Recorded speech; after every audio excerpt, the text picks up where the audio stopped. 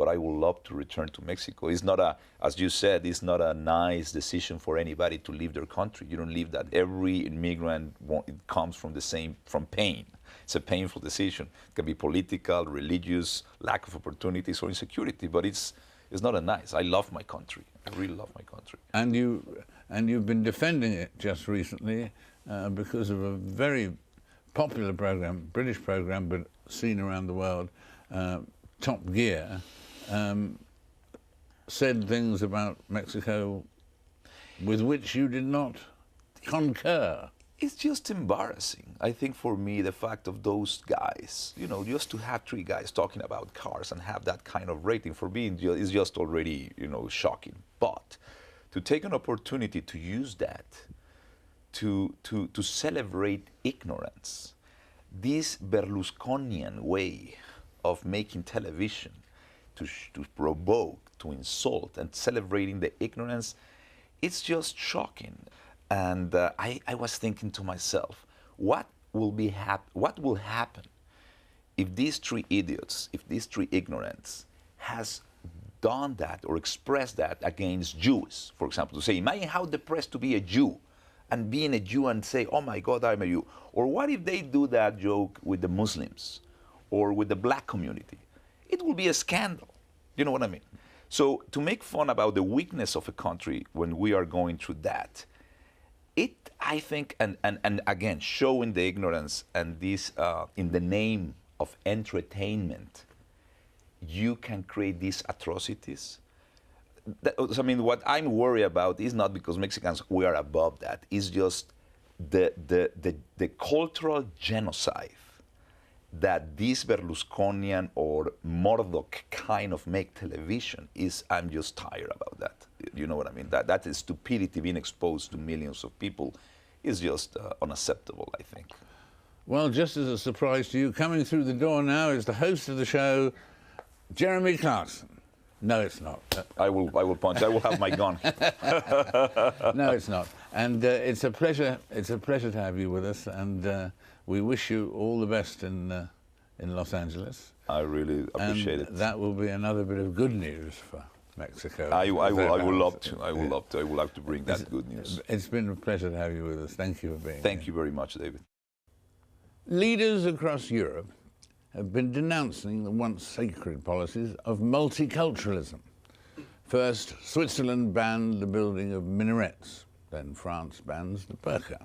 Next, Angela Merkel and then David Cameron state multiculturalism has failed in their countries. While more and more immigrants arrive on the continent, are European governments becoming more and more hostile? Joining me today is Morten Messerschmidt, member of the European Parliament of the Danish People's Party, and Mehdi Hassan, senior editor of the New Statesman magazine, and a self-proclaimed product of multiculturalism here in Britain. Well, let's begin with you, Morten, in Denmark. Do you think that multiculturalism is failing or has failed in its mission?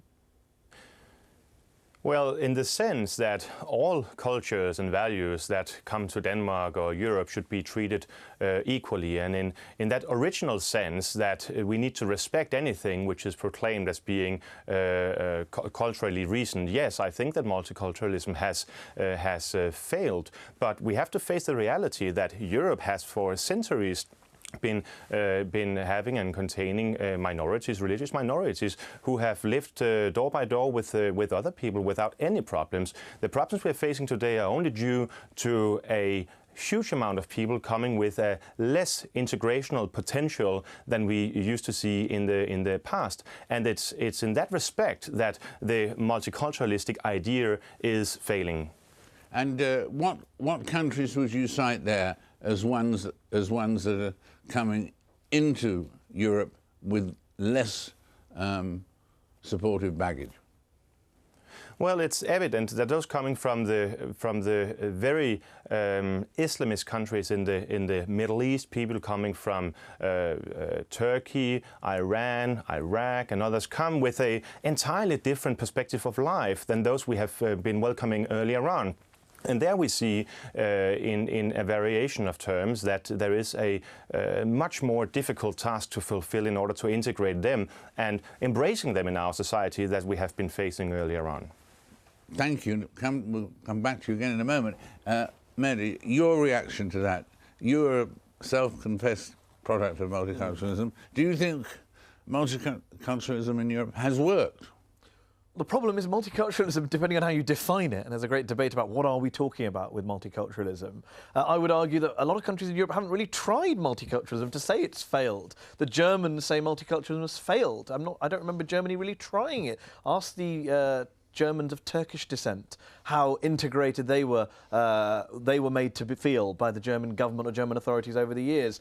Here in Britain, for example, there's been a lot of talk about multiculturalism failing, but what are these policies that have failed? We are a multicultural society. Europe has long been a multicultural continent, not just in terms of immigrants, but in terms of the different cultures that exist within the European culture. We're not a monocultural continent. So I'm not quite sure what's failed. What's the definitions we're talking about? There is a history of immigrants coming to this continent, having trouble integrating, being demonized by far-right parties, and then eventually integrating, and the next wave of immigrants arrive, and they face exactly the same pressures and experiences. That's the tragedy of the history of this continent. You said on one occasion, Morton, that it is my firm belief, this is contrary to what Mehdi has just said, it is my firm belief that we now must demand for the Muslims in Europe to take their stand. Either you are with democracy or you're against it. There can be no middle way, and if you define yourself by being against democracy, by supporting Sharia legislation, for instance, the European continent should not be your home. Well, my response to that would be twofold. One is, again, it's a straw man argument. The idea, it starts from the premise that Muslims don't accept democracy, which is ludicrous across Europe. And it also starts from the premise that Muslims are somehow a problem for the great European continent. Do you know what the Muslim population of Europe is? 5%. Are you saying that 5% of the population pose a threat to everyone? And as for democracy, I'm sorry, but I can't take lessons from the far right in democracy. The history of European democracy has been blighted by far right parties from Germany to Italy to Spain. Morton, your turn. Your turn coming in. I was quoting you there, but your response now to what Mehdi's been saying. Well, I think it's a shame that we don't agree that regardless of how and where, then people who don't acknowledge and don't embrace the rule of law, the democracy, equality of the sexes, and the freedom of speech, and all these matters that we define as the very fundamental values of our civilization, that those simply don't belong in Europe. There are plenty of alternative countries if they want to live in Iran or other places where they can have it their way. I think we need to make it very clear that people are welcome in Europe, but the immigrants who are coming, I think they're very welcome in Europe, but we cannot question the fundamental values of our civilization, which is democracy. So if you want to live in a, well, we have. I'm aware. I guess that you must be aware of what's going on in other countries than in Britain, especially listening to your condemnation of my party. In Denmark, for instance, we have had demonstrations